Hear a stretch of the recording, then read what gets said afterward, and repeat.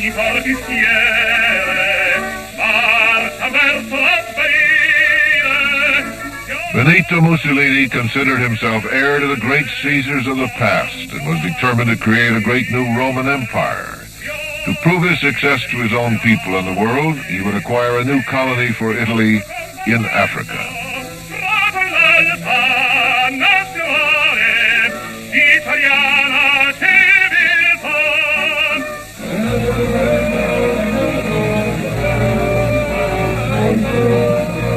In 1930, in the East African nation of Ethiopia, Haile Selassie was crowned Emperor King of Kings, the Lion of Judah. According to legend, this proud emperor was a direct descendant of Solomon and Sheba.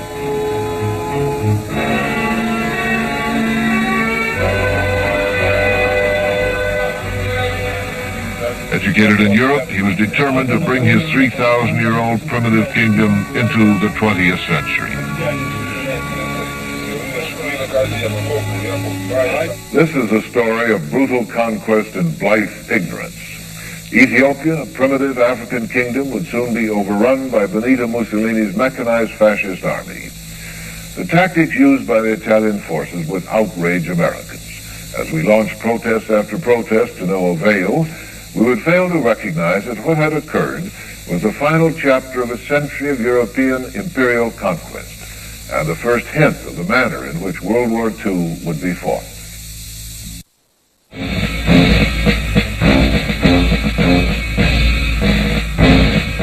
By 1934, Mussolini had forged one of the most powerful armies in Europe. He proclaimed that it was Italy's duty and right to colonize and civilize Ethiopia. In her first attempt, Italy had been defeated in 1896. Vengeance for that humiliation would be a test of the modern Italian spirit.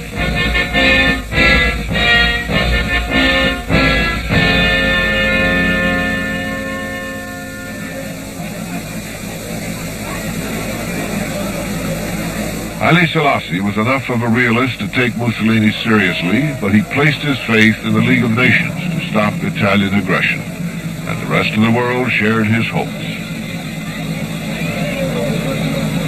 Ethiopia was not representative of Africa. As one of two independent nations on that continent in 1935, we tended to view Haile Selassie's kingdom as a totally isolated entity. As for the rest of Africa, few native emissaries ever visited the formal reception rooms of the State Department. Africa was simply considered a European colony. Black Americans who might have raised their voices in protest were themselves not fully franchised as American citizens. In the 1930s, they were a silent minority. So the problems of Africa in general and Ethiopia in particular were largely beyond the concern of most Americans, an opaqueness we would all pay for. Italy's Ethiopian venture was the outgrowth of the political turmoil that followed the First World War. By 1922, a restless journalist named Benito Mussolini and his ruthless fascist party emerged from the pack. Mussolini promised law and order and a war on communism. Mussolini sprang to power with his flamboyant march on Rome and aligned his fascisti with the church, the monarchy, and the middle class. He became prime minister under King Victor Emmanuel. His strong will and charisma instilled a new pride in Italians. During his bombastic reign, the strutting Il Duce would spread fear throughout Europe as he announced plans to rearm Italy. Mussolini was impulsive, ambitious, unpredictable. He was also a tyrant and a militarist who once said, "War is to man as maternity is to woman." Mussolini would wage war with a modern mechanized army and a powerful air force.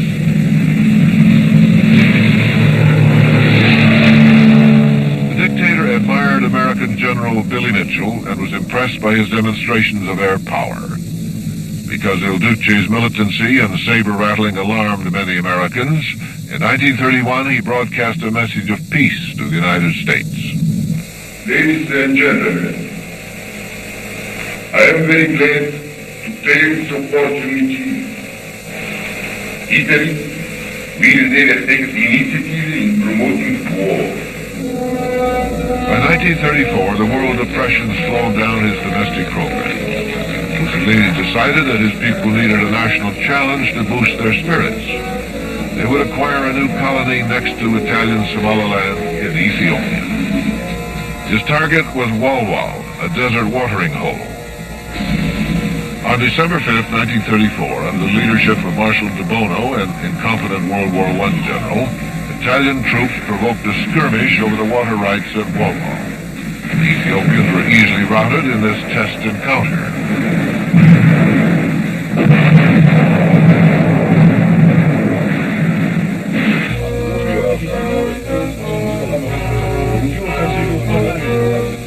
In Addis Ababa, an enraged Haile Selassie demanded that the League of Nations punish Italy.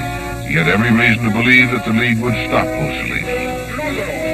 Mussolini claimed that he was provoked and that the League should instead censure Ethiopia. The League discussed the Walwal incident reluctantly, afraid to offend Mussolini, who was considered a buffer to Nazi Germany. Hitler's appearance in Venice underscored the terrifying possibility that the two fascist dictators might join forces.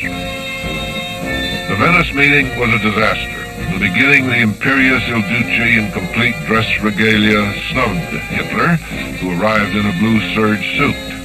Mussolini was cool and condescending. The differences between Hitler and Mussolini were best characterized by their acceptance in the Western world, especially America. In 1928, his autobiography was serialized in the conservative Saturday Evening Post. The House of Morgan in 1926 loaned Mussolini $100 million. In a gesture of friendship, President Hoover gave fascism a boost by graciously receiving Mussolini's foreign minister at the White House. Such international figures as Winston Churchill found his policies commendable, and Will Rogers, after a personal interview, called Benito Mussolini a regular guy. Cole Porter's hit song began, "You're the tops, you're Mussolini." Even FDR had an affinity for Mussolini, who he referred to in a letter as that admirable Italian gentleman.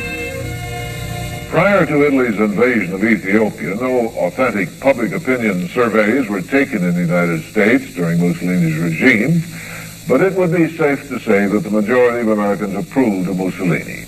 Many actually admired him as a romantic and somewhat clownish figure who, as the saying went, made the trains run on time. This attitude was fostered by a number of sympathetic authors and journalists. Anne O'Hare McCormick, writing for the New York Times, found Mussolini an incarnation of the ancient splendor of Rome, a revered statesman not intoxicated but mellowed by power.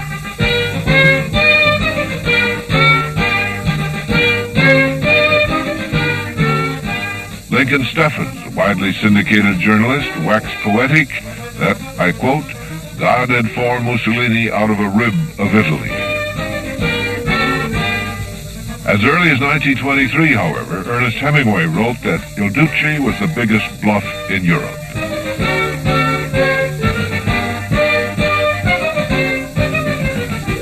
There was a comical image to Mussolini which served to soften the more aggressive, belligerent aspects.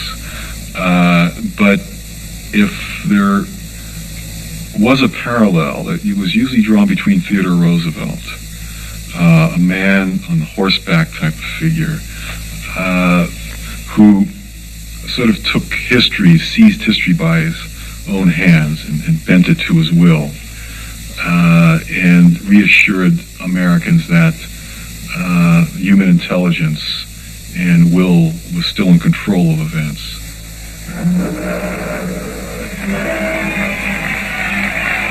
From San Francisco to New York, Italian-Americans lionized Il Duce. It gave them a new sense of identity. Mussolini was symbolic to American Italians, not because Italian-Americans were fascist, not even because Mussolini was fascist, but because Mussolini was an Italian. And the Italian-American population in the United States, being near the bottom of the socioeconomic ladder, felt that Mussolini was doing something. He was getting headlines for Italy. They were proud of the fact that Italy now seemed to be one of the great powers, and this rubbed off upon them as one of the lower levels of the American immigrant group. For the blacks in America, it took a flamboyant figure, Marcus Garvey, to remind them of their African heritage.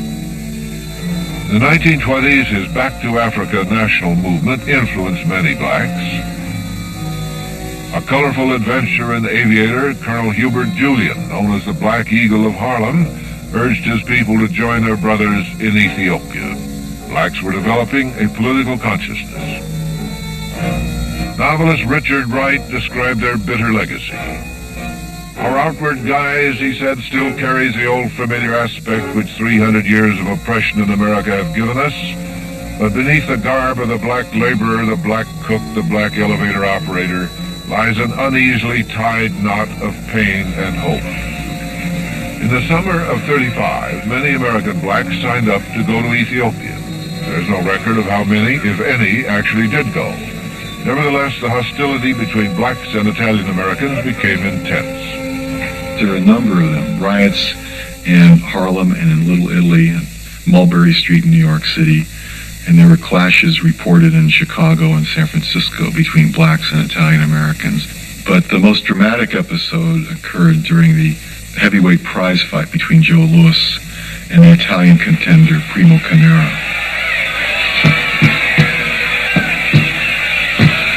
There were riots afterwards outside the stadium and knifings, and some pistol shots were fired. The New York riot squad had a busy evening at that time. At the same time, most American blacks were far more concerned with surviving in what they considered to be a racist America. And we must remember also that these were Depression years, and that Depression years were even harder on blacks than they were on other people. So that the energies of American blacks were spent primarily on eking out a living, finding a job in Depression America. As for the national policy, it had not changed in the 30s. America was still an isolationist country, remembering too vividly the First World War. Despite what happens in continents overseas, the United States of America shall and must remain as long ago the father of our country prayed that it might remain, unentangled and free.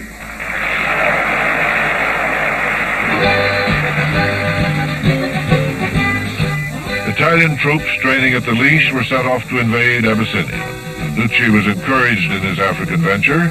The League of Nations had taken no action in the Wall controversy, and Mussolini was aware of a secret agreement between France and Britain not to interfere with his plans.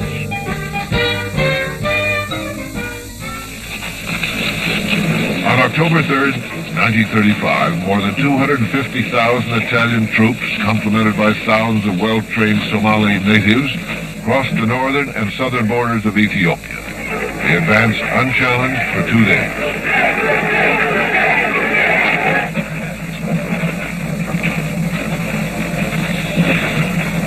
From Addis Ababa, Selassie announced to the world that Italy was the aggressor.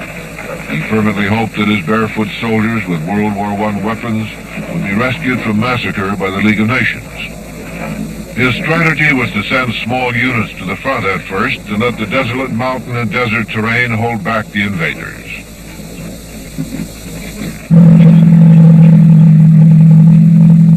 The first major confrontation was at Adawa, the site of the Italian defeat in 1896.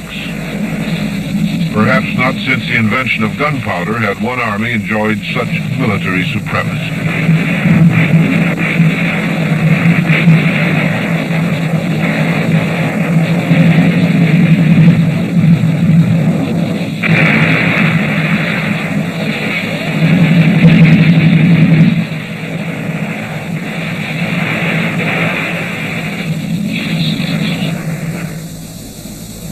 It took only 4 days for the fascist army to achieve victory and avenge their earlier humiliation.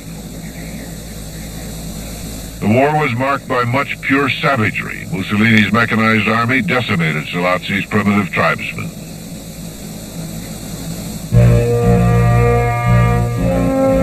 France's Pierre Laval, whose secret agreement paved the way for Mussolini's conquest, guided the League of Nations toward the imposition of only mild sanctions against Italy. The League censured Italy as the aggressor and suspended all economic relations with her, but voted against sending arms or troops to Selassie. The vote satisfied the conscience of most European leaders who refused to see beyond the hypocrisy of their actions. For all intents and purposes, Ethiopia had been sacrificed. The fear of a potential alliance between Italy and Germany had paralyzed European statesmen. In un tempo in cui Roma aveva cedere il figlio ed Augusto. Mussolini protested that his cause was just and resigned Italy from the League of Nations. World opinion turned against Italy. In England, where the public was revolted by Mussolini's bullyism and disgusted by the League's impotence, Italian-owned stores became targets for frustration and anger. Throughout American urban ghettos like New York's Harlem, angry blacks protested and smashed the windows of Italian shopkeepers. Nevertheless, government policy remained neutral.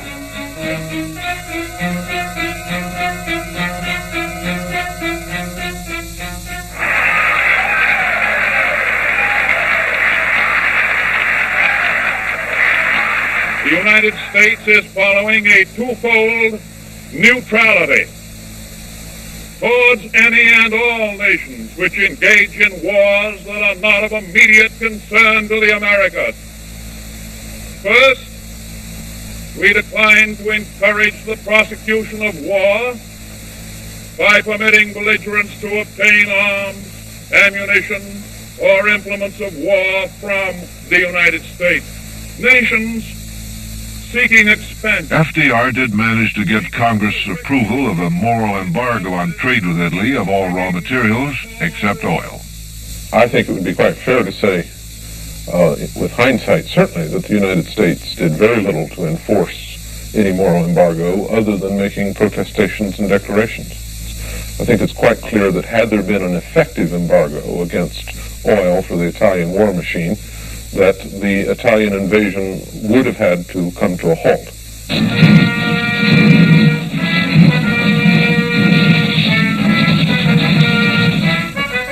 Mussolini, with a free hand to pursue the war, ordered his army to conquer Ethiopia as quickly as possible. Marshal Badoglio was put in charge and authorized to use any weapons or tactics necessary to win the war. This included mustard gas, though outlawed by the Geneva Convention. Badoglio, a witness to Billy Mitchell's demonstration of air power, now put the lesson to appalling use. Mussolini's brother Vittorio, a pilot, enjoyed killing from the air. These were his words. As the bomb fell in their midst and blew them up, one group of horsemen gave me the impression of a budding rose unfolding. Reports of poison gas, indiscriminate bombings, and other atrocities stunned the Western world. Mussolini's heroic image was tarnished by adverse, if not always accurate, press reports. There was a good deal of confusion in reporting the war because it was difficult to get to the site of the battles. Many of the reporters rushed over there with an adventurous sense of a romantic type of desert warfare, as though it would be a chapter out of T.E. Lawrence. They found out it was anything but that, and it was rather a dull and dragged out, essentially undramatic war. And as a result, a number of journalists began to fabricate stories. One consequence of that is they wrote news accounts which were definitely sympathetic to the Ethiopians and misled the public into believing that the Ethiopians were doing better than they actually were doing. So no one was prepared with the collapse of the Haile Selassie's forces.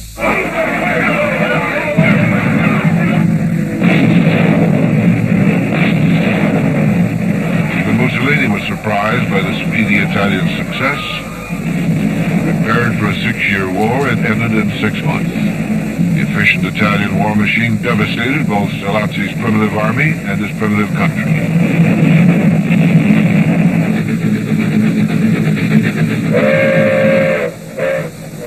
A gentle monarch was driven out of a land which, in the words of Winston Churchill, no conqueror in 4,000 years ever thought worthwhile to subdue. Emperor Selassie and his 2 sons were forced to flee before the Italians marched on his capital, Addis Ababa.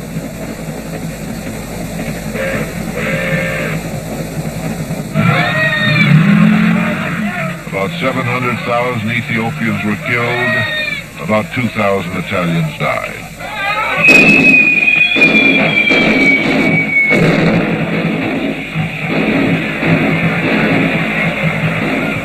On May 9, 1936, Mussolini declared in Rome that Ethiopia now belonged to Italy.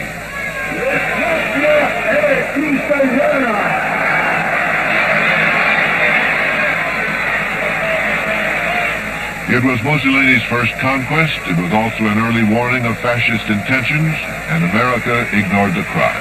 He was held by Franklin Roosevelt that eventually Il Duce would restore democratic processes and parliamentary forms of government, so that our support for fascism was based on, I think, 2 fallacies. One was that fascism is the answer to communism, and secondly, fascism is a transitory episode that will eventually result in the restoration of democratic forms of government. Now, neither of these 2 assumptions proved to be the case.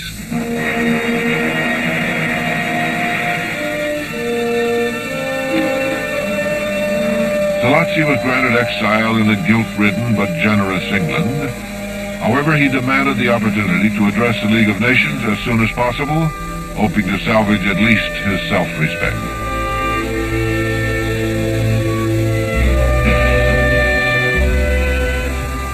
The embarrassed League had no choice but to give him the podium.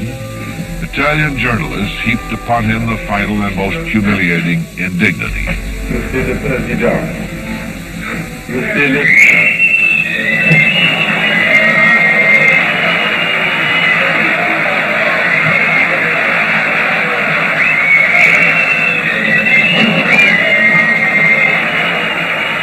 After the Italian journalist hectors were ejected from the hall, Haile Selassie continued, and he said this: "It is international morality that is at stake. Apart from the kingdom of the Lord, there is not on this earth any nation which is superior to any other. It is us today, it will be you tomorrow."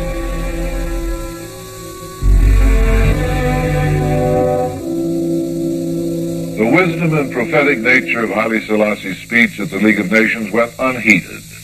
The world listened but did nothing, paralyzed by insecurity and fear of fascist military strength. By turning their backs on the Abyssinian War, the United States refused to face the fact that Mussolini's takeover of the primitive African nation was no different from traditional European colonization. Our reluctance to strongly oppose outright aggression in 1935, simply because an ocean separated us, was a policy that gratified both Hitler and Mussolini, as well as American pacifists and isolationists. The Neutrality Act of 1935, which prohibited the shipment of arms to belligerents, helped assure the victory of Italy's well-equipped modern army.